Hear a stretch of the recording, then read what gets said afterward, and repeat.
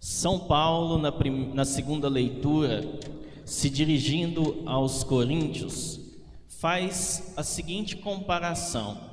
Ele compara Adão, o Adão do livro do Gênesis, com Cristo, o novo Adão. E ele diz que todos aqueles que nascem segundo o antigo Adão, o velho Adão, são homens carnais, terrestres. E aqueles que nascem, vivem segundo o novo Adão, Jesus Cristo, são homens espirituais, celestes. O que São Paulo está querendo dizer é o seguinte: olha, aqueles que são cristãos devem viver segundo Cristo, devem viver segundo o Espírito, e não voltar a viver segundo a carne, segundo os impulsos carnais. Na primeira leitura de hoje, embora seja do Antigo Testamento, nós vemos dois exemplos: um homem que vive segundo a carne e outro que vive segundo o Espírito. O homem que vive segundo a carne é Saul. Quem era Saul? Saul foi o primeiro rei de Israel. Houve um tempo que o povo de Deus começou na terra prometida a perceber que os reinos vizinhos tinham reis. E eles começaram a pedir para Deus, através do profeta: olha, nós também queremos um rei. E Deus falou: não, vocês não precisam de rei, eu sou o vosso rei. Mas o povo continuou insistindo, pedindo um rei. E então Deus, depois de muita insistência do povo, resolveu deixar um rei para esse povo. E esse rei era Saul.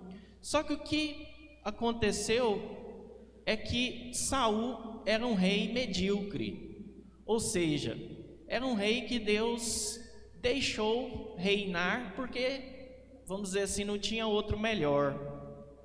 Deus não queria que Saul fosse rei.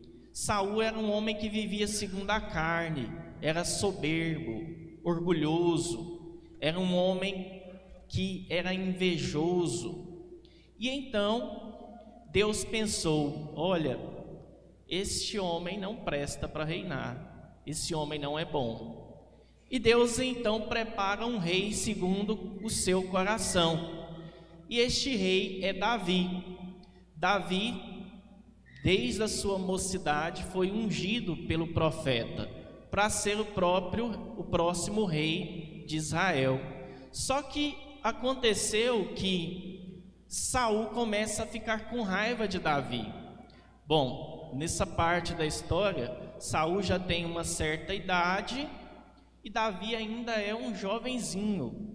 Saul poderia ter visto em Davi um sucessor leal ao trono, alguém que não era o seu adversário, pelo contrário, alguém que lutava pelo reino. Mas Saul começa a ver Davi como um adversário. Por quê? Porque Davi era um homem que era usado por Deus. Nós lembramos os grandes feitos de Davi. O povo de Deus, quando chegou diante do exército filisteu e veio o gigante, e todo mundo pensou: agora sim nós vamos morrer. Davi, com uma pedrinha, derruba o gigante e mata o gigante com a própria espada do homem, do gigante. E então Davi era um homem ungido por Deus que vivia essa unção de uma maneira especial, até o ponto do povo de Deus começar a perceber em Davi um grande homem. E daí até acontece às vezes que as mulheres começam a cantar: Saul matou 1000, mas Davi matou 10.000. Saul matou 1000, mas Davi matou 10.000. E então Saul começa a ficar com raiva, ficar chateado, começa a ter inveja de Davi.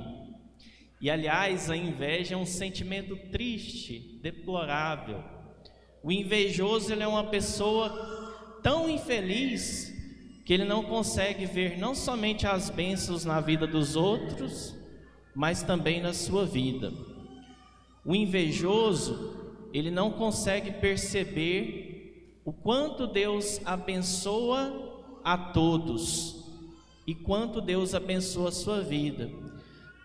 É fácil de a gente conhecer um invejoso. O invejoso é aquela pessoa que sempre está falando mal dos outros.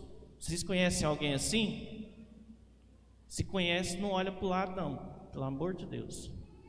Vocês estão dormindo, gente? Parece que vocês estão meio dispersos. Presta atenção no padre.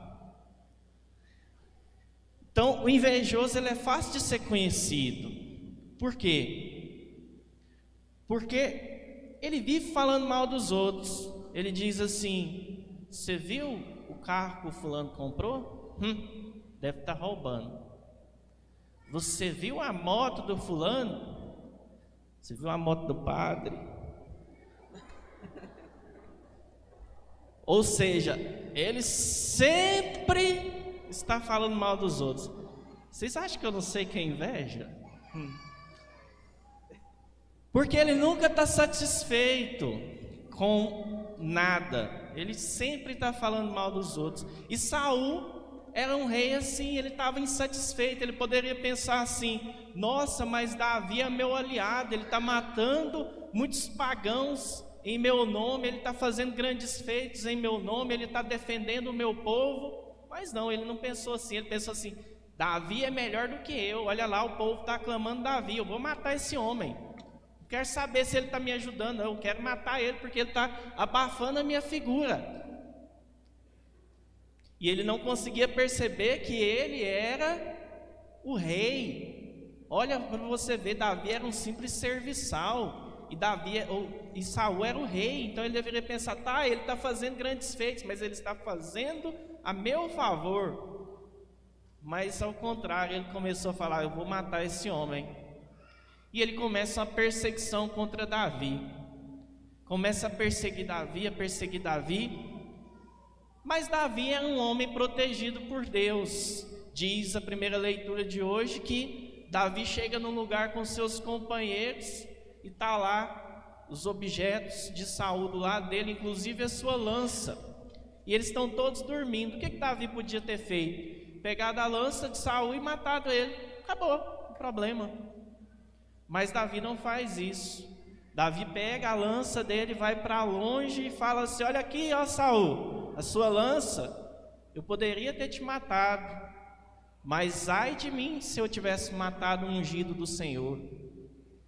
E Davi não faz isso, porque Davi é um homem espiritual, era um homem desejado por Deus.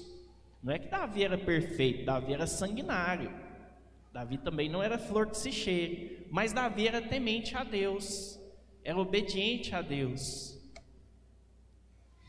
No evangelho de hoje, Jesus dá uma série de conselhos para aqueles que querem viver segundo o Espírito e não segundo a carne.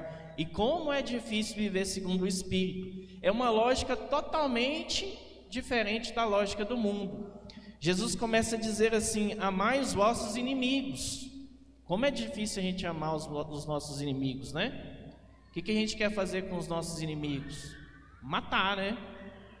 Se alguém faz um mal para a gente, para nossa família, qual que é um impulso?